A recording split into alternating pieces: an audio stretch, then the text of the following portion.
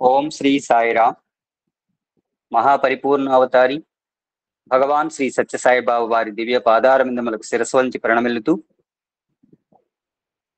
అహం సత్యబోధక అధినేతలైన నాన్నగారు శ్రీ లక్ష్మీనారాయణ గారికి, అమ్మ శ్రీ వరలక్ష్మి గారికి శిరస్సు వంచి హృదయపూర్వక నమస్సులు తెలుపుకుంటూ, అహం సత్యబోధక సమూహ సాయి కుటుంబ సభ్యులందరికీ కూడా ఆత్మీయ నమస్సులు తెలుపుకుంటూ, ఈ రోజున సత్యం శివం సుందరం 10వ అధ్యాయంలో 311వ పేజీలో స్వామివారు చెప్పిన విషయాలు. నిన్నటి రోజున 1964 సంవత్సరం ఏప్రిల్ నెల 13వ తేదీ నుండి 3 రోజుల పాటు బృందావనంలో నూతన ఆశ్రమ ప్రారంభోత్సవ సందర్భంగా ఉత్సవాలు జరిగాయని చెప్పారు. మరలా స్వామివారు చక్కగా బృందావనంలో పర్యటించటము, సాయి కృష్ణుడు ఈ ఆశ్రమంలోని కాలిబాటికి ఇరువైపులా కూడా కూర్చున్న భక్తుల మధ్య నడుస్తూ వారికి దర్శనం భాగ్యాన్ని కల్పించటం, రావి చెట్టు కింద భజనలు ప్రారంభించటం, ఇవన్నీ కూడా మొదలయ్యాయి. ఆ స్వామివారు కూడా అక్కడ ఉన్నటువంటి రావి చెట్టు మాన్ చుట్టూ ఉన్నటువంటి ఎత్తైన వర్తులాకార పరుగు మీద మనోహరమైన త్రిభంగి భంగిమలో ప్రతిష్ఠించబడినటువంటి వేణుగోపాలుని తొలురాతి విగ్రహం ముందు భగవాన్ బాబా తమ సింహాసనం ఆసీనులయ్యేవారు. అదేవిధంగా బృందావనకు వచ్చే భక్తుల సంఖ్య కూడా పెరిగిన కొద్దీ ఆ రావి చెట్టు చుట్టూ కూడా రేకులతో పైన కప్పబడినటువంటి ఒక మండపము వారి సౌకర్యార్థము నిర్మించబడిందని చెప్పారు. ఈ మండపమును సాయిరామ్ షెడ్ అని, సాయిరామ్ మంటపం అని పిలిచేవారు. క్రమక్రమంగా భక్తుల సౌకర్యార్థం బృందావనం ఆశ్రమంలో అంతకంతకు అధికంగా అనేక సదుపాయాలు కూడా కల్పించబడినాయి. ఈ విషయాలన్నీ కూడా నిన్నటి పారాయణలో సత్సంగములో శ్రీమతి సిహెచ్ఎల్ పద్మావతి అక్క గారు, శ్రీమతి కేదార్ శెట్టి మణి గారు వారి ద్వారా చెప్పబడ్డాయి. ఈ రోజున బృందావనంలో బాలుర కొరకు శ్రీ సత్యసాయి ఆర్ట్స్, సైన్స్ మరియు కామర్స్ కళాశాలను నెలకొల్పడంతో అక్కడ స్వర్ణయుగం ప్రారంభమైంది. భగవాన్ శ్రీ సత్యసాయి బాబా వారికి విద్యార్థులకు మధ్య పెనవేసుకున్న దివ్య ప్రేమ బంధము వలన ఆశ్రమానికి నూతనమైన ఒక కళ వచ్చింది. విద్యార్థులు తమ కులపతి అయిన భగవాన్ బాబా వారి దివ్య ప్రేమ సన్నిధిలో నివసిస్తూ విద్యాభ్యాసం చేయడం వలన ఆ విద్యా ప్రాంగణము ఒక ఆధునిక గురుకులముగా రూపుదిద్దుకున్నది. 1970-80 సంవత్సరాల మధ్య భగవాన్ ఒక దశాబ్దం పాటు సంవత్సరంలో ఎక్కువ కాలం బృందావనంలో నివసిస్తూ తమ ప్రేమ పుత్రులైనటువంటి విద్యార్థులను తీర్చిదిద్దారు. భగవాన్ బాబా వారి సంరక్షణలో పెరిగిన భాగ్యశాలురైన ఆ విద్యార్థులు ఆయన దివ్య శక్తికి నిదర్శనములైన ఎన్నో దివ్య లీలలు మహిమలకు ప్రత్యక్ష సాక్షులుగా నిలిచారు. అమృతమయమైన ఆయన దివ్య ప్రేమ వాహినిలో పునీతులై పరివర్తన చెందారు. భారతీయ సంస్కృతి మరియు ఆధ్యాత్మికత అనే అంశములపై నిర్వహింపబడే వేసవి తరగతులలో పాల్గొనడానికి భారతదేశమంతటి నుండి అధిక సంఖ్యలో వచ్చే విద్యార్థులు, అధ్యాపకులతో బృందావనం ప్రతి సంవత్సరం వేసవి కాలములో చాలా రద్దీగా తయారైంది. ప్రశాంత నిలయము మరియు బృందావనం రెండు ఆశ్రమాలలోనూ భగవాన్ బాబా వారి దివ్య సన్నిధిలో ఉండే భక్తులు కొందరు ప్రశాంత నిలయము ఆయన కార్యక్షేత్రము మరియు బృందావనం ఆయన దివ్య లీలా విగ్రహము. ప్రశాంత నిలయములో ఆయన శివశక్తి స్వరూపులు, బృందావనంలో లీలా మానుష విగ్రహాలైన శ్రీకృష్ణ పరమాత్మ అని వ్యాఖ్యానించారు. ఈ బృందావనాన్ని ఈ మధ్యన కూడా నేను కూడా దర్శించి అనుగ్రహాన్ని స్వామివారు ప్రసాదించారు. ఒక చిన్న లీల కూడా ఉన్నది. ఇక్కడ కూడా ఆ స్వామివారు ఇక్కడ నుంచి బయలుదేరే సమయంలో స్వామి నీ బృందావనంలో చక్కగా దర్శనం లభించేటట్టుగా నన్ను కటాక్షించి దేవదేవ అని ప్రార్థించాను. అక్కడ ఒక వ్యక్తి నన్ను తోడ్కొని ఆయన బండి మీద తీసుకువెళ్ళటం జరిగింది. అతను వసుద భక్తుడు కాదు, కానీ నాతో వచ్చిన తర్వాత అక్కడ ఉన్నటువంటి ప్రశాంతత, అక్కడ ఉన్నటువంటి పవిత్రత, అక్కడ జరుగుతున్నటువంటి విశేషాంశాలన్నీ కూడా చూసి ప్రతి ఆదివారం కూడా నాకు సమయం ఖాళీగా ఉంటుంది, ఇక్కడికి వచ్చి స్వామి సన్నిధిలో ప్రశాంతంగా ఉంటాను కాసేపు అనేటువంటి విషయాన్ని స్వామి వారి ద్వారా చెప్పించడం జరిగింది. ఇది ఒక దివ్య లీల. బృందావనంలో ఆశ్రమం ప్రారంభం నుండి తమ జీవితాంతం వరకు సుమారు 3 దశాబ్దాల పాటు భగవాన్ దివ్యాశిస్తులతో ఆశ్రమ నిర్వాహకులుగా సేవలందించిన శ్రీ రామబ్రహ్మం జీవితంలో జరిగిన అనేకమైన అద్భుతము మరియు ఆసక్తికరమైన సంఘటనలలో ఈ దివ్యధామము యొక్క అందతందాలు ప్రతిఫలిస్తాయి. ముఖ్య విషయం, ఈ రోజున గుంటూరు వాస్తవుడు రామబ్రహ్మం గారు చక్కగా మా చెప్పేటువంటి అనుగ్రహం, వారి లీలలన్నీ కూడా స్వామితో వారి అనుబంధాన్ని చెప్పే అనుగ్రహం నాకు లభించడం గొప్ప విశేషము.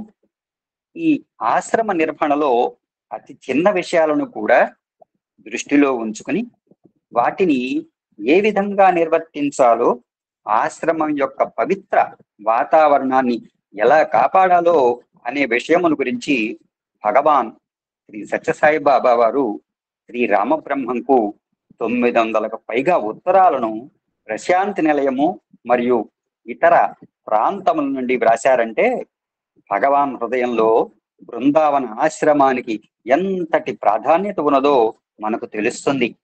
అంతేకాక భగవాన్ బాబా వారు శ్రీ రామబ్రహ్మంపై అనంతమైన దివ్య ప్రేమ కరుణలను వర్షిస్తూ వ్రాసిన ఉత్తరాలు భౌతిక ఆధ్యాత్మిక పరిధిలో ఆయన సంక్షేమమును కాంక్షిస్తూ వ్రాసిన ఉత్తరాలు అనేకం ఉన్నాయి. ఆ ఉత్తరాలలో దివ్య మాతా పితరులైన భగవాన్ బాబా వారి మాతృప్రేమ, తండ్రి యొక్క కఠిన వైఖరి మరియు అవతార పురుషుని అపార జ్ఞాన సంపద ప్రతిఫలిస్తాయి. భగవాన్ బాబా వారు దివ్య ప్రేమామృత ధారలు వర్షిస్తూ శ్రీ రామబ్రహ్మంకు రాసిన ఒక ఉత్తరంలో ఈ విధంగా కవిత వెల్లువ పొంగి పొరలకుంది. నా దర్శన భాగ్యము కొరకు ఆర్తితో సక్కుబాయి కార్చిన కన్నీటి ధారలను నేను మరువగలనా? నా ఆరాధన తప్ప అన్య చింతన లేని నందనార్పడిన కష్టములను నేను మరువగలనా? నా దర్శనము కొరకు నిరంతరం పరితపించిన మీరా శోక తప్త గాథ నా స్మృతి పథం నుండి చిరిగిపోయిందా? రామా రామా అంటూ నిరంతర రామ చింతనోన్మత్తుడైన త్యాగరాజు మొరలను ఎన్నడైనా మరచితినా? ఏ మరచితినా? రామ్ బ్రహ్మం సర్వాంతర్యామి, నీ సాయి కన్నీటి ధారలతో చేసే నీ ప్రార్థనను ఆలకించడా? సాయి దయాదృష్టి నీపై వర్షించదా? రామబ్రహ్మం సర్వకాల సర్వావస్థలలోనూ సాయి నిన్ను కాపాడుతాడని గుర్తుంచుకో. అడవిలోనున్న ఆకాశమునున్న, పట్నమునున్న పల్లెనున్న, గుట్ట మీదనున్న నట్టేటనున్నను మదిని సాయి నిన్ను మరువడెప్పుడు. నీ బాబా. రామబ్రహ్మం సర్వాంతర్యామి, నీ సాయి కన్నీటి ధారలతో చేసే నీ ప్రార్థన ఆలకించడం అంటే నాకు కూడా నా జీవితంలో జరిగిన ఒక అద్భుతమైన సంఘటన చెప్పుకోవాలి. ఇది సమయం కాకపోయినా కూడా బాధాతప్త హృదయంతో స్వామి చెప్పిన విషయం ఏమిటంటే, ఒకానొక సమయంలో నేను తప్పు చేయకపోయినా నన్ను కూడా తీసుకువెళ్ళి కారాగారంలో కూర్చోబెట్టారు, బేడీలు వేశారు. స్వామి లీలా వైషమ్యాలు చాలా అద్భుతంగా ఉంటాయి. ఆ బేడీలు వేసిన తర్వాత బాధతో ఎవరిని ప్రార్థిస్తాం? భగవంతుడినే. అంతరాత్మ మించిన అధ్యాపకుడు లేడంటారు కదా. బాధపడుతుంటే ఎవరో ఒక ఆయన వచ్చి, ఎందుకు ఈయన ఇక్కడ కూర్చోబెట్టారు, ఈయన తప్పేమి లేదు కదా, వెంటనే పంపించండి అన్నారు. అది స్వామి ఇచ్చినటువంటి గొప్ప అనుగ్రహం. ఇది నా జీవితంలో జరిగిన గొప్ప సంఘటన. శ్రీ రామబ్రహ్మం ఆంధ్రప్రదేశ్ రాష్ట్రంలోని సుప్రసిద్ధ పట్టణమైన విజయవాడకు దగ్గరగానున్న ఒక గ్రామమునకు చెందినవాడు. ఆయన వ్యవసాయమే వృత్తిగా చేపట్టిన మంచి సంపన్న కుటుంబానికి చెందిన గృహస్థు, పైగా వ్యాపారవేత్త కూడాను. 1945 సంవత్సరం నుండి ఆయన శ్రీ షిరిడీ సాయిబాబా వారి భక్తుడు. 1953 సంవత్సరంలో మొట్టమొదటిసారి శ్రీ రామ్ బ్రహ్మం 51 సంవత్సరాల వయసులో ప్రశాంతి నిలయములో భగవాన్ శ్రీ సత్యసాయిబాబా వారి దర్శనం చేసుకున్నారు. ఆ ప్రథమ దర్శనంలోనే భగవాన్ బాబా వారు, రామ్ బ్రహ్మం ఎలా ఉన్నావు అని పలకరించేటప్పటికీ ఆయన తన పేరు బాబాకు ఎలా తెలిసిందా అని ఆశ్చర్యపోయారు. ప్రశాంతి నిలయం చేరిన 3వ రోజున స్వామి ఆయనకు పాద పూజ చేసుకునే అవకాశం కల్పించారు. ఆయన భగవాన్ బాబా వారికి పాద పూజ చేస్తున్నప్పుడు సింహాసనంలో ఆసీనుడైన శ్రీ సత్యసాయి స్థానంలో ఆయనకు శ్రీ షిరిడీ సాయిబాబా దర్శనమిచ్చారు. ఆ విధంగా శ్రీ షిరిడీ సాయిబాబా మరియు శ్రీ సత్యసాయిబాబా ఒక్కరేననే విశ్వాసం స్వామివారు ఆయనలో నెలకొల్పారు. ఆ తర్వాత శ్రీ రామ్ బ్రహ్మం తన జీవితంలో ఎన్నడూ వెనుకకు తిరిగి చూడలేదు, సందేహమునకు తావివ్వలేదు. తరచూ పుట్టపర్తికి వచ్చి వెళ్ళడం మొదలుపెట్టారు. అలా వస్తున్నప్పుడు కొన్నిసార్లు తన భార్య, 2 కుమార్తెలు, 3 కుమారులను కూడా వెంటబెట్టుకుని వస్తుండేవారు. 1953 సంవత్సరంలో మొట్టమొదటిసారి పుట్టపర్తి యాత్ర చేసుకుని తిరిగి వచ్చాక శ్రీ రామ్ బ్రహ్మం గుంటూరులో పొగాకు ఎగుమతి వ్యాపారం ప్రారంభించారు. ఆయనలో గల శ్రద్ధ మరియు కష్టపడి పనిచేసే గుణం వల్ల వ్యాపారం చాలా తొందరగా అభివృద్ధి చెందింది. ఆ కారణంగా ఆయనకు భగవాన్ బాబా వారి యందు భక్తి, విశ్వాసములు పెరిగాయి. ఈ విధంగా జీవితం సవ్యంగా, సాఫీగా సాగిపోతోంది.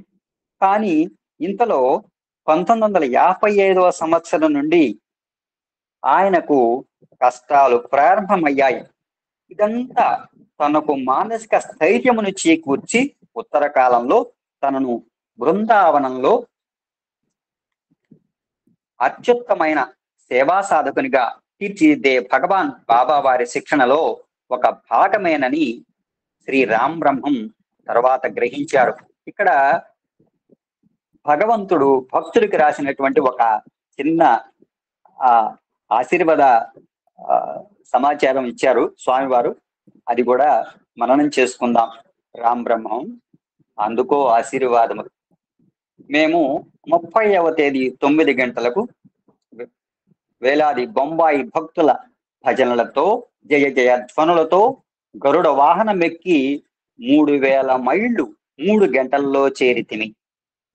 నైరోబీలో ప్లేను దిగుట తోడనే పెద్ద పూల పల్లకీతో ఒక లారీ ప్లైన్ దగ్గరకు వచ్చాను. పెద్ద రథము వలె అలంకరించిన ఆ పల్లకీలో కూర్చుని వేలాది నైరోబీ భక్తులు భజనలు చేయుచు ఆ పల్లకీని ఒక పెద్ద విశాలమైన ప్రదేశమునకు తీసుకుని పోయి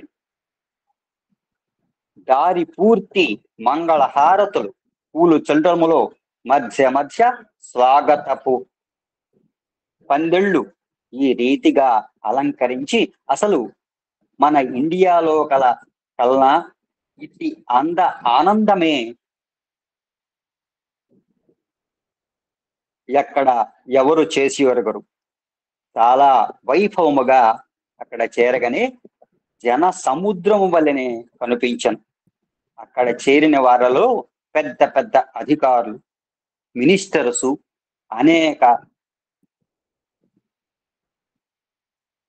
అనేక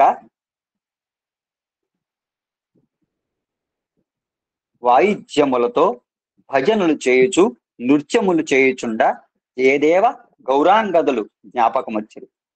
అంత ఆనందముగా ఉండెను. అక్కడ పబ్లిక్ మీటింగ్ చూచుకొని తిరిగి ప్లేన్ ఎక్కి ఈడెన్ మీదుగా కంపాలా చేరితిమి. కంపాలాలో మరింత ఘనంగా స్వాగతము జరిగెను. దారులంతా నిండి ఉండెను. ఈ రీతిగా వైభవములు జరుగుతున్నవే కానీ మీటింగు జరిగెను. ఇద్దరు ఆ ఆ ఆ ప్రకారం మినిస్టర్ ను మాట్లాడి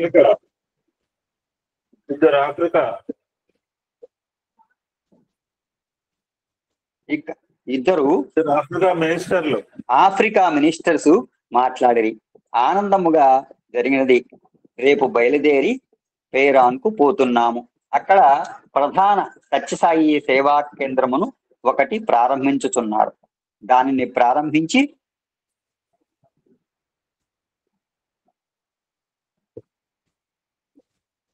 రోటరీ క్లబ్ వారు ఏర్పాటు చేసిన పబ్లిక్ మీటింగ్ లో పాల్గొని ఈడెన్ మీదుగా యుగాండాకు చేరుదము. ఈ రీతిగా కార్యక్రమము జరుపుకొని 11-12 తేదీ లోపల బొంబాయి వత్తుము. అందరికీ ఆశీర్వాదము తెలుపు బాబా. ఇది తూర్పు ఆఫ్రికా నుండి భగవాన్ బాబా వారు శ్రీ రామబ్రహ్మంకు రాసిన లేఖ, భగవంతుడు భక్తుడికి రాసిన లేఖ. 1955వ సంవత్సరాంతంలో ఆయన రామబ్రహ్మం గారు తీవ్ర అనారోగ్యంను గురయ్యారు. 1956 జూన్ వరకు అసలు ఆయన వ్యాధి ఏమిటో ఎవరూ సరిగా కనిపెట్టలేకపోయారు. పోనీ ప్రశాంతి నిలయం వెళ్ళి తన బాధను స్వామికి విన్నవించుకుందామనుకుంటే అక్కడ కూడా ఆయనకు కష్టాలే ఎదురైనాయి. భగవాన్ బాబా అసలు ఆయన వైపు చూడనే లేదు. చివరకు ఆయన వ్యాధిని డాక్టర్లు ఊపిరితిత్తులకు సంబంధించిన వ్యాధిగా గుర్తించి లంగ్స్ ఇన్ఫెక్షన్ గుర్తించి చికిత్స మరియు విశ్రాంతి కొరకు కర్ణాటక రాష్ట్రములోని మైసూరుకు వెళ్ళమని సలహా ఇచ్చారు. అక్కడ ఆయన 1956 జూన్ నుండి 1957 మార్చి నెల వరకు ఉన్నారు. ఇంతకాలం యజమాని దగ్గర ఉండి స్వయంగా చూసుకోకపోవడం చేత ఇక్కడ వ్యాపారం దెబ్బతిన్నది. వ్యాపారంలో వచ్చిన నష్టమును తట్టుకోవడానికి, అప్పులు తీర్చడానికి ఆయన ఇంచుమించుగా తన భూములు, ఇతర ఆస్తులన్నిటినీ అమ్మివేయవలసి వచ్చింది. ఫలితంగా 1 సంవత్సర కాలంలో ఆయన కోటీశ్వరుని స్థాయి నుండి కూటి పేద స్థాయికి జారిపోయారు. ఈ కష్టాల పరంపర వలన భగవాన్ బాబా వారి యందు ఆయనకు గల విశ్వాసము కఠిన పరీక్ష గురయ్యింది. అయితే స్వామి అనుగ్రహం వలన ఆయన ఆ పరీక్షలో నెగ్గారు.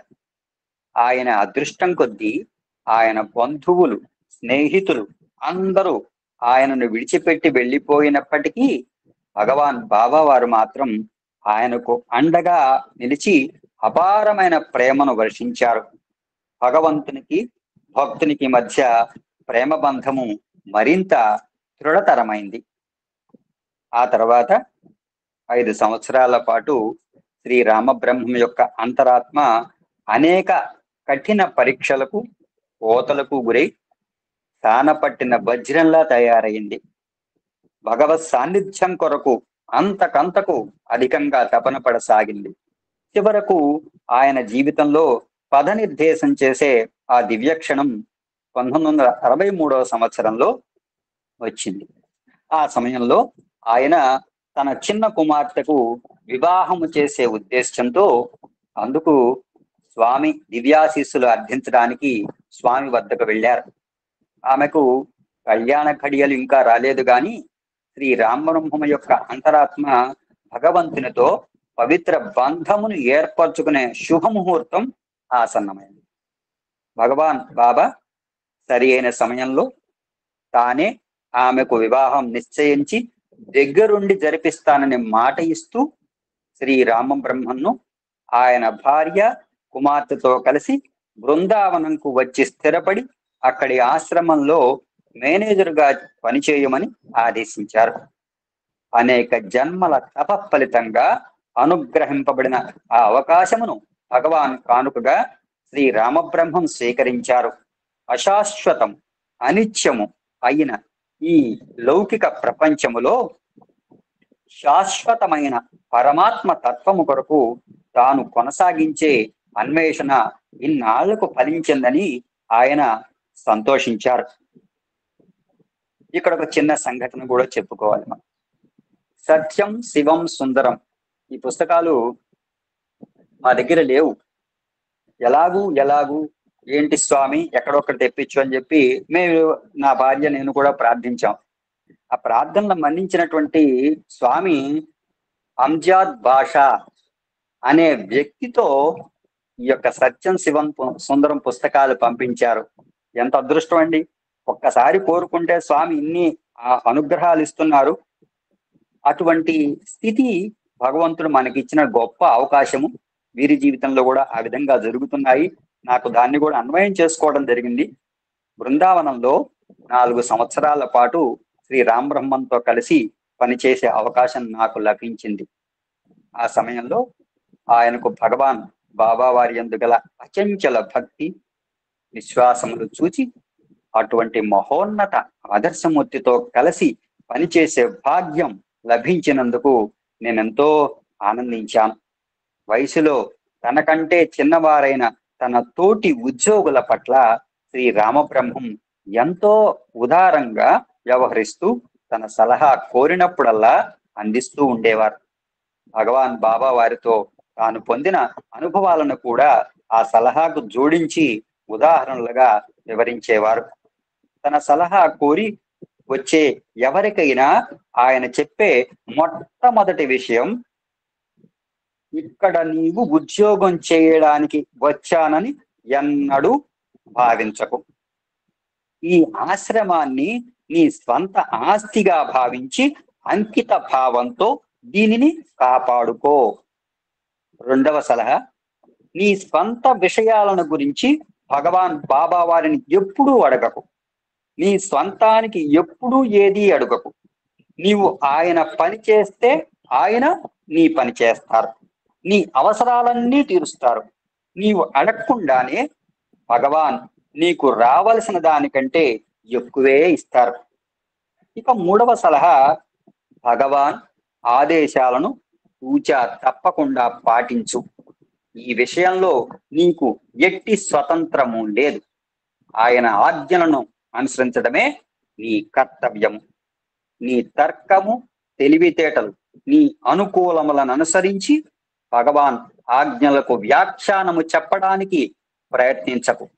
చివరగా శ్రీ రామబ్రహ్మం, శ్రీ సత్యసాయి బాబా సాక్షాత్తు భగవంతుడే. సర్వకాల సర్వావస్థలలోనూ ఆయనను ఆ విధంగానే భావించు. ఒక్కొక్కప్పుడు ఆయన అతి సామాన్య వ్యక్తి వలె మనతో మాట్లాడవచ్చు, పరిహాసం ఆడవచ్చు. అంత మాత్రం చేత మనం ఎట్టి పరిస్థితుల్లోనూ ఆయనను సామాన్య మానవుని వలె భావించకూడదు. ఇప్పుడు నీకు లభించిన అవకాశమును పోగొట్టుకుంటే నీకు మళ్ళీ అది లభించడానికి కొన్ని జన్మలు పట్టవచ్చు. ఈ జీవితంలో ప్రప్రథమ కర్తవ్యము భగవాన్ బాబా వారిని సేవించటం. మిగిలిన విషయాలు, వ్యక్తులు అన్నీ ఆ తరువాతనే అని నొక్కి చెబుతారు. భగవాన్ బాబా వారు ఒకసారి శ్రీ రామబ్రహ్మను పిలిచి, నీ భార్య చాలా ఎక్కువగా మాట్లాడుతుంది, ఆశ్రమం అంతా వినపడేట్లుగా గట్టిగా మాట్లాడుతుంది, నాకు కూడా మందిరంలోకి ఆమె గొంతుకు వినపడుతుంది అని చెప్పారు. వెంటనే ఆ మరునాడే శ్రీ రామబ్రహ్మం తన భార్యను తీసుకొని 15 గంటలకు పైగా ప్రయాణం చేసి తన స్వగ్రామంలో విడిచిపెట్టి వెనుకకు తిరిగి వచ్చారు. భగవాన్ బాబా వారు తన భార్య మధ్య ఎవరిని ఎంచుకోవాలనే ప్రశ్న ఎదురైనప్పుడు ఆయన నిస్సందేహంగా, నిస్సంకోచంగా భగవాన్ బాబా వారిని ఎంచుకున్నారు. బంధుత్వం కంటే భగవంతుడే మిన్న అనే విషయాన్ని మనకు గుర్తు చేస్తున్నారు స్వామివారు. తిరిగి వచ్చిన తర్వాత ఆయన భగవాన్ బాబా వారిని కలిసి, స్వామి, నా భార్య ఇంకా ఎవరికి ఇబ్బంది కలిగించదు. ఇంతవరకు ఇక్కడ ఆమె కలిగించిన అసౌకర్యముకు నన్ను, ఆమెను కూడా దయచేసి క్షమించండి అని చెప్పారు. అప్పుడు బాబా, నేను నీ భార్యను ఇక్కడి నుంచి పంపించి వేయమని చెప్పలేదే అని చెప్పారు. భగవాన్ వ్యాఖ్యలకు శ్రీ రామబ్రహ్మం మౌనం వహించారు. ఒక వారం రోజులు పోయిన తర్వాత స్వామి మళ్ళీ, నీ భార్య ఎప్పుడు తిరిగి వస్తుంది అని శ్రీ రామబ్రహ్మం అడిగారు. నాకు తెలియదు స్వామి అని బదులిచ్చారు. శ్రీ రామ్ బ్రహ్మం. ఆ తర్వాత కొన్ని రోజుల వరకు ప్రతిరోజు స్వామి అదే ప్రశ్న వేయడం, శ్రీ రామ్ బ్రహ్మం అదే జవాబు చెప్పడం జరిగింది. చివరకు భగవాన్ బాబా వారు శ్రీ రామ్ బ్రహ్మం పైన చికాకు పడుతూ, రామ్ బ్రహ్మం, ఒక వారం రోజులలోగా నీ భార్య ఇక్కడికి రాకపోతే నీవే అక్కడికి వెళ్ళి ఆమెతో అక్కడే ఉండిపోవలసి వస్తుంది అని హెచ్చరించారు. అప్పటికి శ్రీ రామ్ బ్రహ్మం భగవాన్ మాటలలోని తీవ్రతను అర్థం చేసుకుని 3 రోజులలోగా తన భార్యను తిరిగి బృందావనంకు తీసుకుని వచ్చారు. ఇక్కడ ఒక భక్తుడికి స్వామివారు ఒక ఇంటర్వ్యూ ఇస్తూ కూడా అది మననం చేసుకోవాలి, ఒకసారి గుర్తు చేసుకుందాం. చెప్తూ ఆయన చాలాసేపు ఇంటర్వ్యూలో ఒక్కోసారి స్వామి మాట్లాడతారట, మాట్లాడకపోవచ్చు కూడాట. ఆయన పాదాలు చక్కగా స్పృశిస్తూ కూర్చొని ఉంటే స్వామివారు చెప్తున్నట్ట, ఈ చేయి చూసావా, ఈ చేతిలోనే అంతా ఉంది, నీకేం కావాలో చెప్పు అని అడిగారట. వెంటనే భగవంతుడి దగ్గర భక్తుడు ఏమడుగుతారు? ఏమి అడగలేక ఆయన చూసేటప్పటికి గంభీరంగా అనేటప్పటికీ ఆయనకు ఒక ఇంత భయమో వేసింది. భగవంతుడిని అట్లాగే చూస్తూ ఉండిపోయారట. ఆ లీలలు చెప్తుంటే చాలా అద్భుతంగా ఉంటాయి. చూస్తూ ఉండిపోయేటప్పటికీ స్వామివారు ఏం కావాలో చెప్పని అడిగారట. వెంటనే ఏమీ తమాయించుకోకుండా ఏం చెప్పాలో తెలియక, స్వామి ఎప్పుడు కూడా నీ పాద సేవ చేసుకునే విధంగా అనుగ్రహించు స్వామి అన్నారు. ఆ భక్తుని మాటల్లో తెలిసిందంటే స్వామిని ఎప్పుడు కూడా మనం మనఃపూర్వకంగా హృదయపూర్వకంగా ప్రార్థిస్తూ ఉంటే ఆయన ఇచ్చేది అనంతము. అదేవిధంగా 3 రోజులలోగా తన భార్యను తిరిగి బృందావనం తీసుకువచ్చారు. శ్రీ రామ్ బ్రహ్మ యొక్క మనుమరాలి వివాహము గుంటూరులో జరపడానికి ఏర్పాట్లు చేయబడినాయి. వివాహానికి 15 రోజుల ముందు ఆయనకు తన స్వగ్రామం నుండి ఆ వివాహమునకు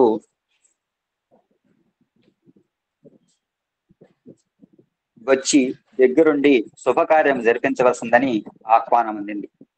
ఆయన ఆహ్వాన పత్రికను తీసుకుని వెళ్ళి భగవాన్ బాబా వారికి సమర్పించారు. కానీ వివాహమునకు వెళ్ళడానికి అనుమతి ప్రసాదించవలసిందని మాత్రం స్వామిని కోరలేదు. మౌనంగా స్వామి ఆదేశము కొరకు ఎదురు చూస్తూ ఉండిపోయారు. అప్పుడు భగవాన్ బాబా వారే స్వయంగా నీవు వెళ్ళి వివాహం జరిపించిరా అని చెప్పారు. ముహూర్తం దగ్గర పడే కొద్దీ ఆయన 2-3 రోజులు ముందుగా గుంటూరు వెళ్ళి రమ్మని స్వామి చెబుతారేమోనని ఎదురు చూశారు. అయితే ఆ విషయంలో స్వామి ఏమీ చెప్పక మౌనంగా ఉండిపోయారు. శ్రీ రామబ్రహ్మం కూడా మిన్నకుండిపోయారు.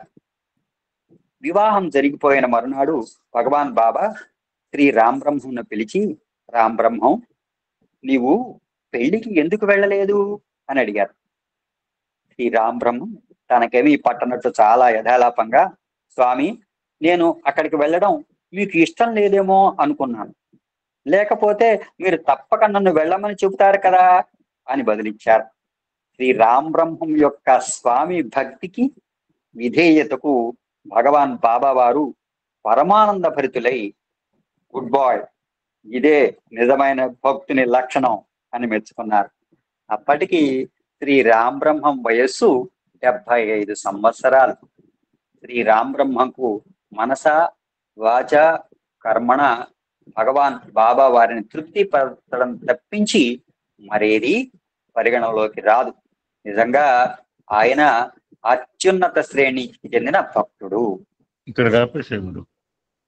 సాయిరా, ఈ అవకాశాన్ని ఇచ్చినటువంటి భగవానునికి, అహం సత్యబోధక అధినేతలైన నాన్నగారికి, అమ్మగారికి హృదయపూర్వక నమస్సులు అర్పిస్తూ సాయిరాం, సాయిరాం, సాయిరాం.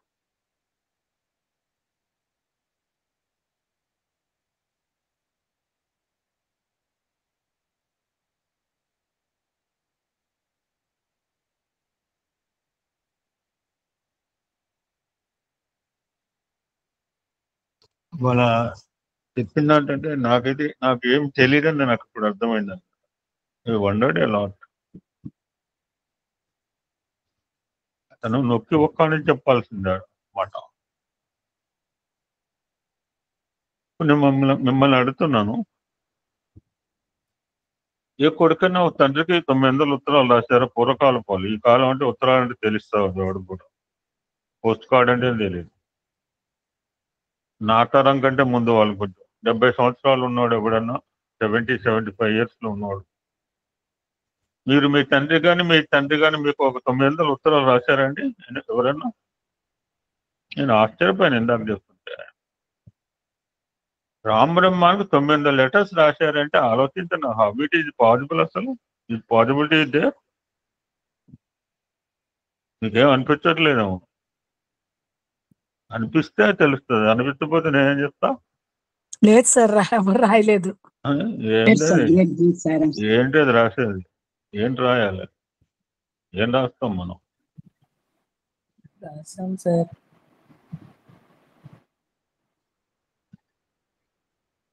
తొమ్మిది 900 ఉత్తరాలు రాశారంటే ఎంత ప్రేమ ఉండాలి? ప్రపంచంలో ఎవరికి రాసి ఉండడం కూర్చో.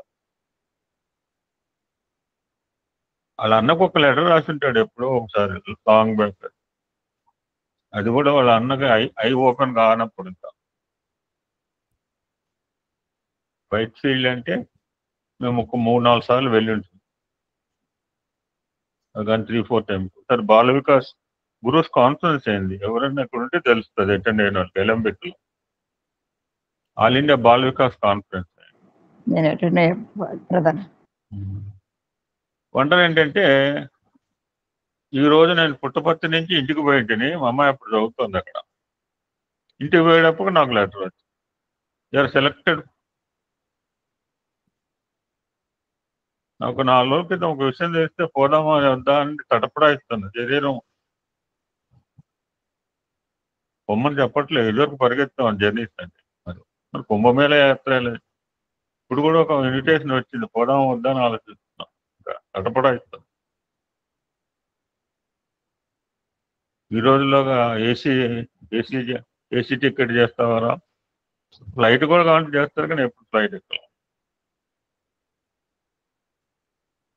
ఇంటికి పోగానే నాకు పోస్ట్ కార్డ్ వచ్చింది, మళ్ళీ నీకు బెంగళూరులో you are selected for this all India Bal Vikas.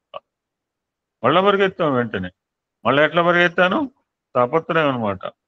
మళ్ళీ పుట్టపర్తి మళ్ళీ బెంగళూరు.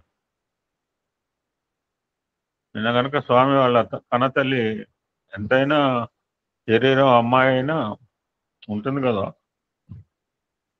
శరీరం అమ్మాయి అయినా స్వామి ఆ ఈశ్వరాంబకి నొప్పి అయితే స్వామి ఎట్లా ఫీల్ అయ్యారో ఆలోచించాను. అదొక్కసారి. అంతకుముందు రెండు పర్యాయాలు, ఇంకొక పర్యాయం ఇక్కడ మంచిర్యాలలో ఎవరు లేడు ఇవాళ. ఉన్నా కానీ బహుశా అప్పుడు డివోటీస్ కారేమో. 1990లో ఎవరైనా డివోటీస్ ఉన్నారండి ఇక్కడ మంచిర్యాల వాళ్ళు? 1990లో 1990లో సాయి డివోటీస్ ఎవరైనా ఉన్నారా మంచిర్యాల వాళ్ళు? లేదు. అప్పుడు మేము పుట్టపర్తికి ఒక ట్రైన్ వేసింటి ఆదిలాబాద్ జిల్లా నుంచి. ఎక్కడికి? పుట్టపర్తికి. స్వామి పుట్టపర్తిలో ఉన్నారు అని. ఏ స్థితిలో ఉన్నామో ఆలోచించండి. స్వామి ఎక్కడున్నారో కూడా తెలియకుండా, స్వామి ఎక్కడున్నారో కూడా తెలియకుండా ఇప్పుడు ఒక ఆవిడ అడిగాను ఎక్కడున్నావు అని చెప్పి. ఇంకా పోతానో లేదో తెలియదు నాకు. ఈ మాత్రం తెలియతే అట్లా ఆ రోజు మాకు 90లో ఎందుకు లేవు? మరి స్వామి పుట్టపర్తిలో మనం కూడా అండి, స్వామి ఖచ్చితంగా పుట్టపర్తిలో ఉంటాడు అని అనుకోవడానికి ఎంత అమాయకమైన సింపుల్. ఎందుకంటే మేము చేసిన పోలీస్ పని యాక్చువల్గా. I have to use police word. Puttaparthi Swami లేరండి. That summer time almost. అది లిమిటెడ్ అకామిడేషన్, లిమిటెడ్. సమ్మర్లో మీకు తెలియదే ఉంది, ఎప్పుడైనా సమ్మర్లో సర్వీస్ చేస్తే సమ్మర్లో పోతే తెలుస్తుంది పుట్టపర్తి. స్వామి లేనప్పుడు లిమిటెడ్గా ఉంటుంది క్యాంటీన్ ప్రిపరేషన్ కానీ ఎనీథింగ్ కానీ. అక్కడ వేల భక్తులు ఉండరు కదా. స్వామి బెల్లం కనుక బెల్లం ఎక్కడ పోతే అక్కడ ఈగలు అక్కడ పోతాయి. ఊటీ కానీ బృందావనం కానీ. ఏం చేయాలి అర్థం కాల మాకు. అందులో 50% కొత్త భక్తులు ఉన్నారు, పల్లెటూరు నుంచి వచ్చిన వాళ్ళు ఉన్నారు, హైలీ క్వాలిఫైడ్ ఉన్నారు, పెడ వాయిస్తున్నారు. తప్పేం లేదు. ఈ మాత్రం మీకు తెలియదండి? స్వామి ఎక్కడున్నారో తెలియకుండా రైలు పుట్టపర్తి చేస్తారండి? పుట్టపర్తి అంటే రైలు అంటే ఇవాళ రేపు అంటే ఇవాళ ఐటమా?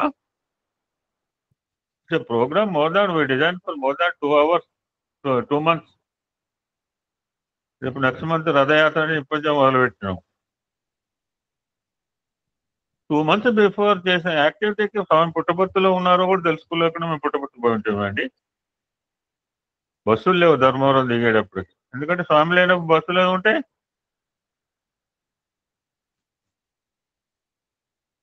నానా ఘోష హరిఘోష అన్నమాట. అలానే మాటలు. ఈ ఆశ్రమం నిర్వాహకులు కూడా ఉంటారు కదా స్వామి చుట్టూ ఉన్న పెద్దవాళ్ళందరూ. ఈ మాత్రం తెలియదండి మీకు? ఎవడిస్తాడండి ఇప్పుడు 1500? ఎవరికి 1500 మందికి రాగానే ఎవడు ఉండాలా? ఎట్లా ఉండాలా? స్వామి అంటే ఎప్పుడు అనరు ఆ మాట. కాల్లో వేళ పడితే మొత్తం అకామిడేషన్ ఇచ్చారు, ఇంత వంట వండి. So the convey the matter to Swami. ఎవరో బెంగళూరు వెళ్తా ఉన్నారు ఒకళ్ళిద్దరు నిర్వాహకులు. ఏం కూడా నిర్వాహకునిగా అప్పుడు కొంచెం సిక్ అయి ఉన్నాను నేను. అప్పుడు కాదు, తర్వాత.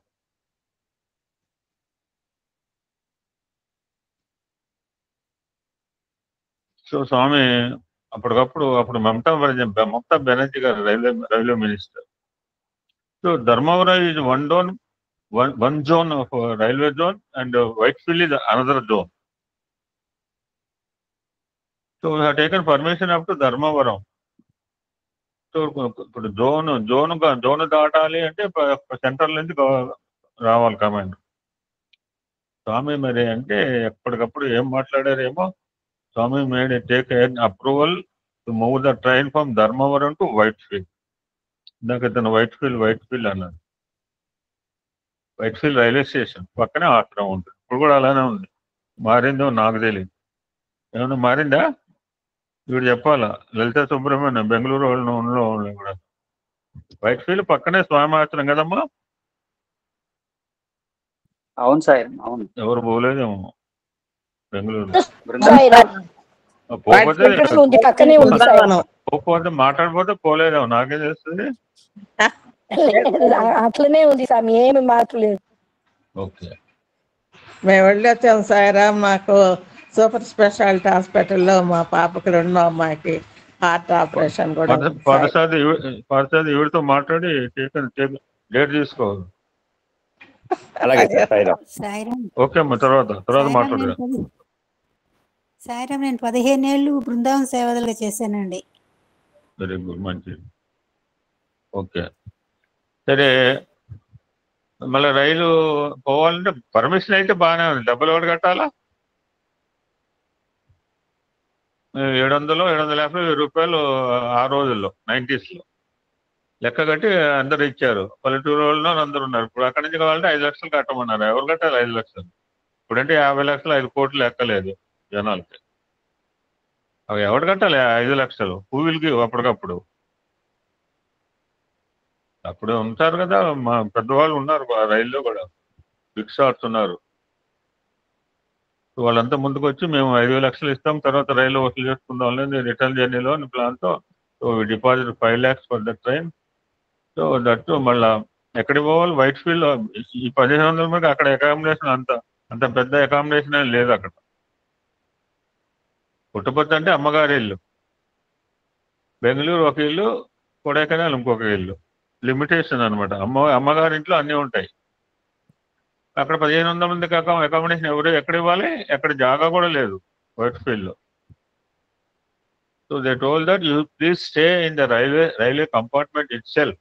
Railway compartment is your accommodation. Will have plenty of water will be supplied 24 hours. మీరు మళ్ళీ వెళ్ళిపోయేదాకా రైల్లో మీకు వెళ్తుంటే మధ్యలో వాటర్ కూడా అయిపోయింది. నా కొలీగ్ పాపం హార్ట్ పేషెంట్ అండి, చనిపోయాడు పాపం. నీళ్ళు లేకపోతే ఎట్లా అని చెప్పి అర్ధరాత్రి రైలు దిగి ఏదో స్టేషన్లో పోయి కంప్లైంట్ చేసి వచ్చేట. ఇది మై కొలీగ్ ఆఫీస్లో హార్ట్ అటాక్తో చనిపోయాడు పాపం. సో అక్కడ 1.5 day అక్కడే ఉండిపోయాము. అన్ని రెడీగా అవటము, స్వామి ఆశ్రమాన్ని పోవటము, కళ్యాణ మండపంలో అందరు కూర్చోబెట్టే సేవదలు కూడా లేదు. స్వామి మా మధ్యలో తిరిగారు, మెసేజ్ ఇచ్చారు.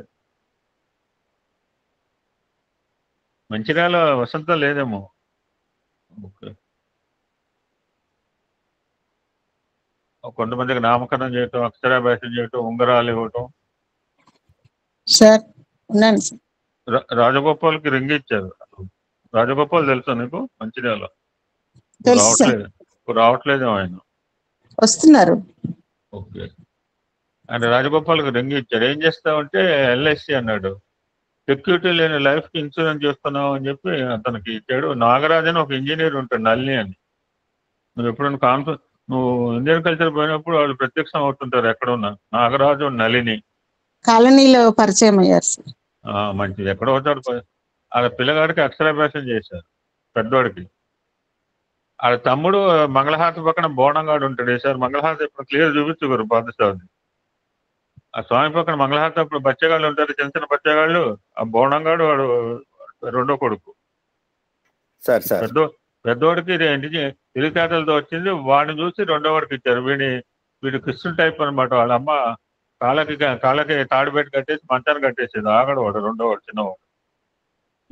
లావుగా ఉంటాడు ఎదుట వాడు. ఈసారి ఆర్ట్ క్లియర్ గా చూపిస్తా. అలాగే సార్. సో అలాగా అయిపోయింది. మొత్తం మీద వచ్చామండి. అలా కాకుండా 2-3 సార్లు వెళ్ళి ఉంటాను నేను.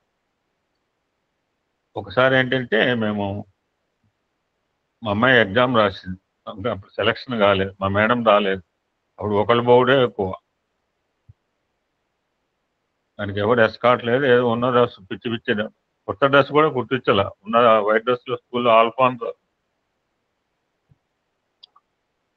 ఎగ్జామ్ అయిన తర్వాత పుట్టపర్తిలో స్వామి బెంగళూరులో ఉన్నప్పుడు పుట్టపర్తి నుంచి ఏంటంటే ఎర్లీ మార్నింగ్ వెహికల్స్ బయలుదేరాయి. ఎవరన్నా పోతే తెలుస్తుంది, పోతే తెలియదు ఇవన్నీ. స్వామి వచ్చి బెంగళూరు పుట్టపర్తి నుంచి ఎర్లీ మార్నింగ్ 3:30, 4 o'clock వెహికల్స్ బయలుదేరుతాయి.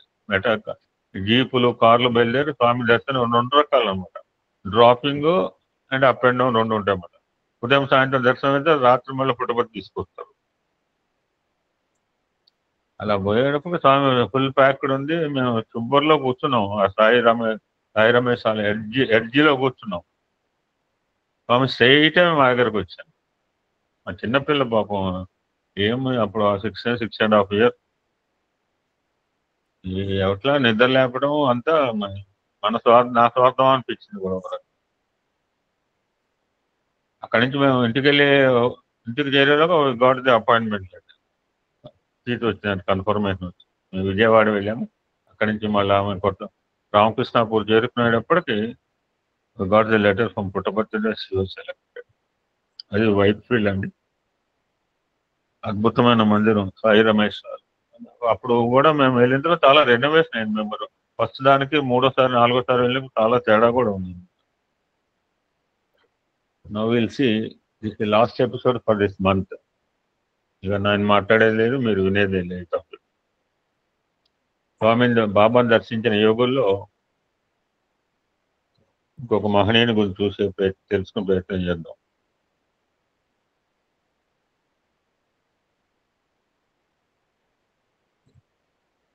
ఆయన పేరు శ్రీ నారాయణ గిరి స్వామి.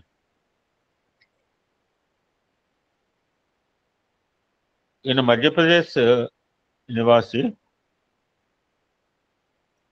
1904 ప్రాంతంలో ఒక రాజపుత్ర కుటుంబంలో నరేంద్ర అనే బాలుడు జన్మించాడు. అతనికి చిన్నప్పటి నుంచి కూడా శివుడు అంటే ఇష్టం. ఇందాక మన గ్రూపులో ఒక ఆవిడ ఓం నమ శివాయ అంది. వాళ్ళు సాయిరామ అనపోతే ఏమని అనుకుంటారు, మళ్ళీ సాయిరామ అంది. మేము అనుకోమమ్మా, నీకు ఓం నమ శివాయ అయితే ఓం నమ శివాయ అను. అతడు యువకుడైన తర్వాత శివమంత్రం జపించటము, శివ పూజ చేయటము అలవాటు చేసుకున్నాడు. క్రమంగా అతడు ఐహిక జీవితం పట్ల విరక్తి పెంచుకుని, నిన్న దాంట్లో ఒక ఆయన ఎవరో ఉల్ఫ్ మెస్సింగ్, నువ్వు మామూలు చదువుకు ఎల్కేజీలు యూకేజీలు కాదు, నువ్వు చదవాలి, చదువు ఎలాగన్నాడో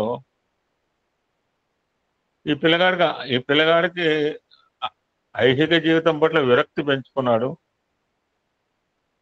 తల్లిదండ్రుల అంగీకారంతో హిమాలయాల్లో సంచరించాడు. కొన్నాళ్ళకు జునాగఢ్ ఈ పేరు వినే ఉంటారు. అక్కడికి వెళ్ళి శంకరగిరి స్వామి అని ఒక యోగిని కలుసుకున్నాం. 15 సంవత్సరాల పాటు గురు సన్నిధిలో నివసించి ఆయన దగ్గర ఉపదేశం పొంది తపస్సు ధ్యానంతో తేజోమూర్తిగా వెలిసిల్లాడు నరేంద్ర. అటువంటి నరేంద్రే వాళ్ళ గురువుగారైన శంకరగిరి స్వామి ఆశీస్సులతో నారాయణగిరి అయ్యాడు.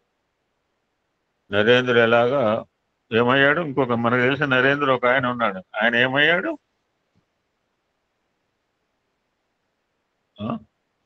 వివేకానందుడు. సూపర్. శంకరగిరి స్వామి చివరి దశలో ఒక రోజున శిష్యుడైన నారాయణగిరిని దగ్గరకు పిలిచి, నీవు ఒక సత్పురుషుని రూపంలో ఉన్న భగవంతుని దర్శించుకుంటావు, జ్యోతి దర్శనం పొందుతావు, ప్రశాంతిని అనుభవిస్తావు అని చెప్పారు గురువుగారు.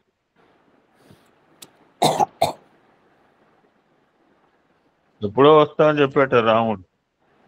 ఎప్పుడు వస్తాడో చెప్పలేదు. చెప్పిన ఆయన ఎవరు? వెయిట్ చేసిన ఆయన ఎవరు? శబరి మాతంగ మహర్షి. ఆ గురువు పరమపదించిన తర్వాత నారాయణగిరి స్వామి పంజాబ్లోని లూధియానా వెళ్ళినప్పుడు అక్కడ పండిట్ వసంత కుమార్ అనే ఒక మహనీయుని కలుసుకున్నారు.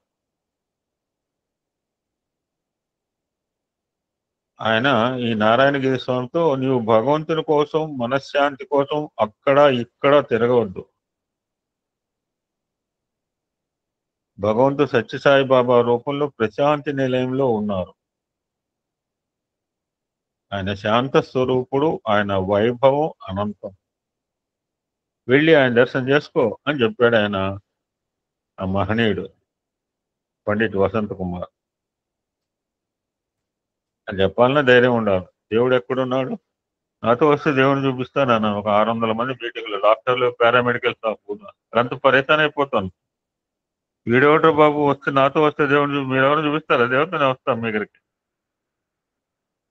ఎవరి దగ్గరికైనా వస్తా మీరు చూపిస్తా అంటే. I'm ready to come with you. ఇవ్వడానికి చేయొద్దండి, మీ దగ్గర ఇప్పుడే టికెట్ బుక్ చేసుకుంటాం. అలా పెద్ద పెద్ద మా కంపెనీ డైరెక్టర్లు ఉన్నారు, చీఫ్ మెడికల్, ఎంతోమంది డాక్టర్లు, పెద్ద పెద్ద డాక్టర్స్ ఏ రోజు అన్నమాట. స్వామి నన్ను అన్ని చోట్ల మాట్లాడిపించండి. మీ నాతో వస్తే దేవుడిని చూపిస్తారని వాళ్ళంతా ఒకరి మొహాలు ఒకరు చూసుకున్నారు. నా ఎదురుగానే దేవుళ్ళు కూర్చున్నారు ఇద్దరు, డాక్టర్ అంజిరెడ్డి అండ్ ఇంకొక డాక్టర్ గారు. నాకు బాగా తెలుసు వాళ్ళ company. Work like that dedicated. వాళ్ళే దేవుళ్ళు అండి. వైద్యం నారాయణ హరి అన్నారు.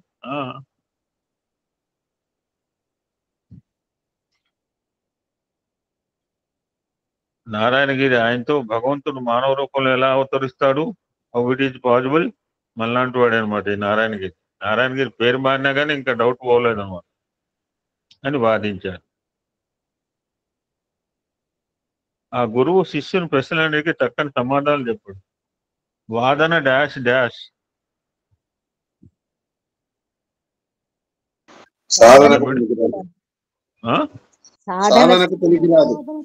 ఇప్పుడు మనం వాదించబోతే వీడికేం తెలియదు అనుకుంటారేమో కదా సార్. ఇప్పుడు నోరు మూసి కూర్చున్నాం అనుకోండి, వీడికేం తెలియదు అనుకుంటారు కదా మరి.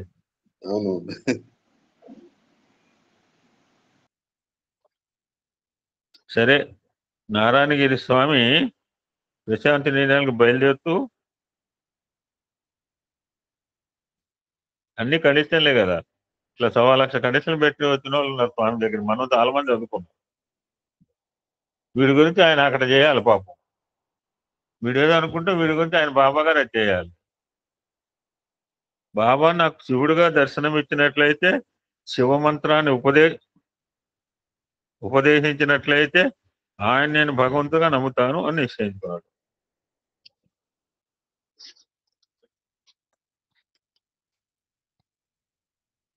నారాయణగిరి స్వామి 1985లో మొదటిసారిగా పుట్టపర్తి వచ్చారు. అప్పటికి మీలో చాలా మంది డివోటీస్ అయి ఉండొచ్చు. 85లో దర్శనంలో ఆయనకు మొదటి రోజునే మొదటి వరుస లభించింది. టోకెన్ల గురించి ఎలా తాపత్రయపడేవాళ్ళు మాకు తెలుసు కదా.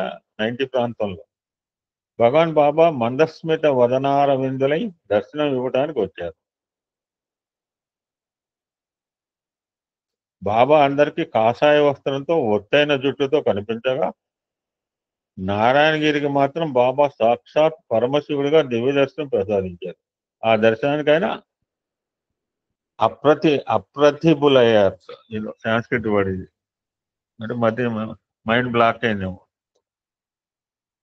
అప్రతిభులయ్యారు అని తెలుగు వర్డ్. నేను ఫస్ట్ టైం వింటున్నాను, నాకు తెలియదు వర్డ్.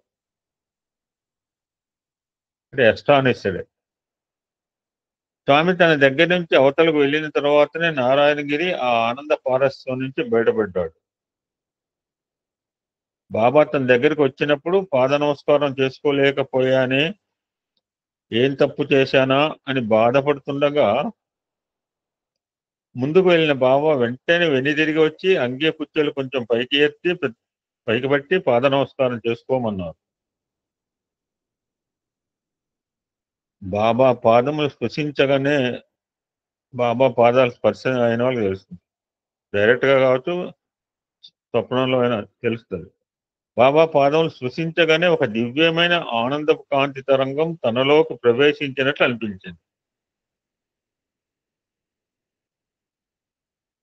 భక్తుడు ఏ విధంగా కోరుకున్నాడో బాబా ఆ విధంగా పరమేశ్వరుడుగా సాక్షాత్కరించి అతడు అడిగిన ప్రశాంతిని, ఆనందాన్ని ప్రసాదించాడు.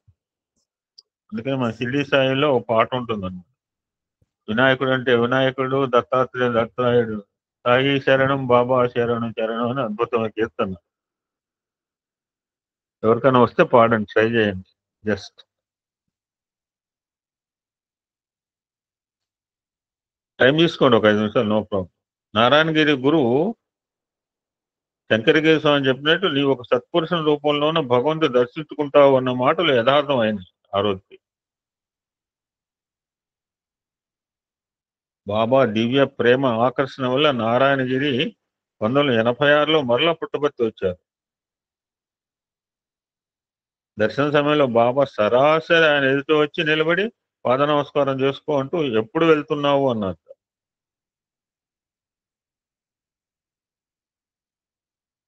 మూడు రోజుల తర్వాత అన్నారు నారాయణగిరి స్వామి.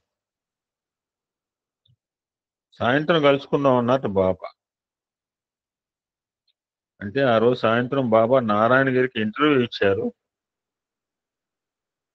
ఇంటర్వ్యూ గదిలో బాబా నువ్వు ఏం చేస్తున్నావు అని అడిగారు. ఆనందము నిశ్చేస్తున్న నారాయణగిరి స్వామి ఏం మాట్లాడలేదు. గురుగ్రంథ పఠనం చేస్తున్నావా అని అన్నారు. ఆయన ఏమీ పలకలేదు. స్వామి అచ్చా అచ్చా అని ఇంకా ఏం చేస్తున్నావు అన్నారు. దీనికి సమాధానం లేదు, దానికి సమాధానం లేదు. ఆయన బాబానే బాష్ప నయనాలతో తదేకంగా చూస్తున్నారు. నీవు శివపూజ చేస్తున్నావా అన్నారు. చేస్తున్నాను అంటే అహంకారం అవుతుందేముంది, సైలెంట్. స్రవ ప్రతిస్రవ 3 వారాలు బట్టి ఏకమేగం దంచుతున్నాడు ఆయన. స్రవ ప్రతిస్రవ మనకు అర్థమైతే పర్లేదు. ఇప్పటికన్నా ఇది స్రవ స్టేట్ అనమాట. సైలెంట్ అనేది గొప్ప సాధన అండి. నోరు ఊరుకోదు కదా. నేను ఒక రోజు మాట్లాడలేదు అని ఎవరైనా అనండి, గొప్ప సాధన అనమాట. నోరు ఒక రోజు మాట్లాడకుండా ఉంటుందా? బాబా హస్తచాలనం చేసి ఒక శివలింగాన్ని సృష్టించారు. దాన్ని నారాయణగిరి స్వామికి ఇచ్చి రోజు పూజ చేసుకుంటూ ఉండు అన్నారు. బాబా ఆయనకు శివమంత్రం ఉపదేశించారు. అప్పటి నుంచి నారాయణగిరి స్వామికి బాబా తన హృదయంలోనే ఉన్నారు అని అర్థమైంది. ఆ శివలింగం లోపల బాబా నిలబడి ఒక చేయి పైకి ఎత్తి అభయమిస్తున్నది. మా ఇంట్లో ఉన్న ఫోటో అదే అనమాట. Oldest photo. ఆ ఫోటో ఎవరు కనపడదు, మొత్తం ఇవ్వదే ఉంటుంది. ఓల్డెస్ట్ ఫోటో స్వామి స్టాండింగ్ నించుంటారన్నమాట, చేతి నిలువెత్తు ఫోటో. ఇప్పుడు చాలా ఉన్నాయి అటువంటి ఫోటోలు. 82 సంవత్సరాలు నారాయణగిరి స్వామి మాట్లాడుతూ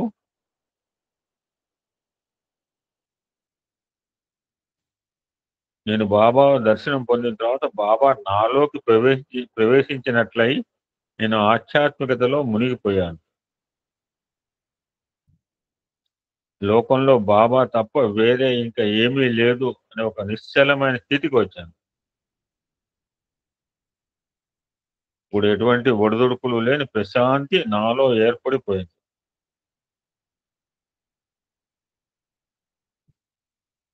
బాబా వంటి దేవుని గురించి ఇదివరకు ఎప్పుడు వినలేదు, చూడలేదు అన్నారు ఆయన.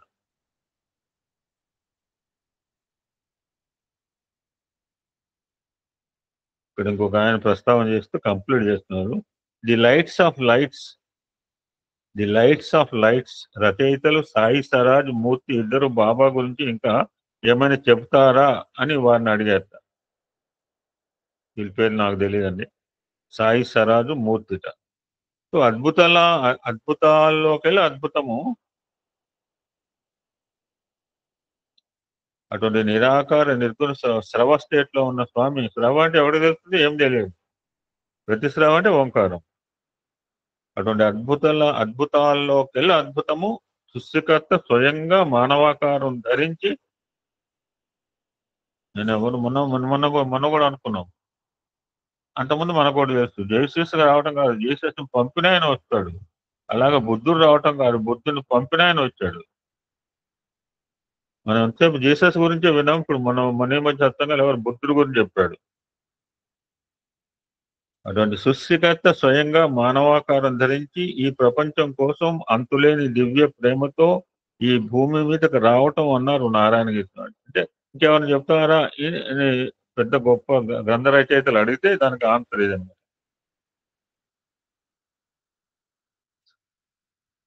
వెంటనే ఏం చేస్తారు? జనరల్ గా ఆ రచయితలు ఆయన పాదాలకు నమస్కరింపబోతే ఆయన వారించి ప్రశాంతి నిలయం వైపు చేయి చూపించి,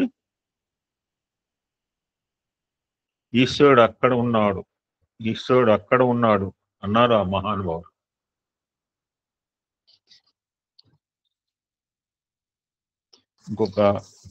ఇంకొక భక్తురాలు గురించి, ఒక యోగి, నాటి భక్తురాలు, ఇంకొక యోగి గురించి తెలుసుకుని ఇక్కడ కంక్లూడ్ చేసి,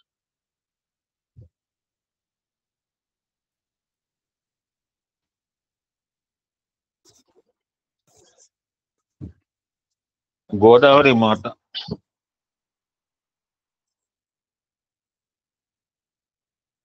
మహారాష్ట్రలో షిరిడి క్షేత్రానికి కొన్ని మైళ్ళ దూరంలో సాకోరి ఉంది. అది షిరిడి సాయినాథుని గొప్ప భక్తుడైన ఉపాసిని బాబా ఆశ్రమం నిర్మించుకొని నివసించిన ప్రదేశం.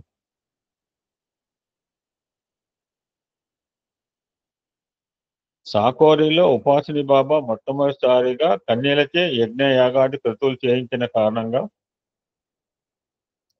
సాకోరిలో ఆ ప్రదేశానికి శ్రీ ఉపాసని కన్యాకుమారి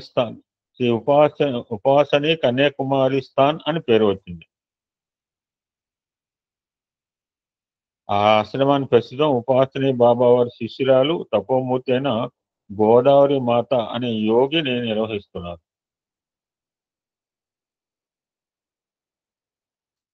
ఒకసారి గోదావరి మాత శ్రీ సత్యసాయి బాబా వారిని తమ ఆశ్రమానికి ఆహ్వానించారు.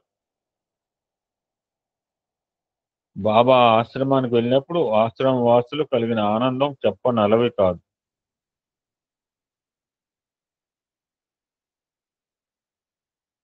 ఆ సమయంలో ఆశ్రమ భక్తులందరూ వేదపట్నంతో పూర్ణకుంభంతో ఎదురేగి బాబా వారిని తోడ్కొని వెళ్ళారు. బాబా, మీరు మా ఆశ్రమానికి వచ్చి మా అందరికీ దివ్యమైన ఆనందాన్ని కలిగించారు. మా ఆశ్రమ చరిత్రలో మీ రాక ఒక మరుపురాని అధ్యాయంగా నిలిచిపోతుంది. ఆశ్రమంలోకి ఒక్కసారి వెలుగు వచ్చినట్లుగా ఉంది అని గోదావరి మాత బాబా గారితో అంటుందండి. అప్పుడు బాబా, చాలా సంతోషం బంగారు, చాలా సంతోషం అన్నట్ట. కొంచెం సేపు గడిపి ఇక బాబా బయలుదేరుతుండగా గోదావరి మాత బాబాతో, స్వామి, మేము మీ దర్శనమునకు ప్రశాంతి నిలయం రావచ్చునా అని అడిగారు.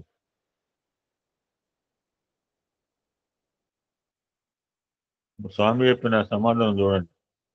అప్పుడు బాబా, అంత శ్రమ దేనికి? చెంతనే ఉన్న షిరిడీలో నేను లేనా?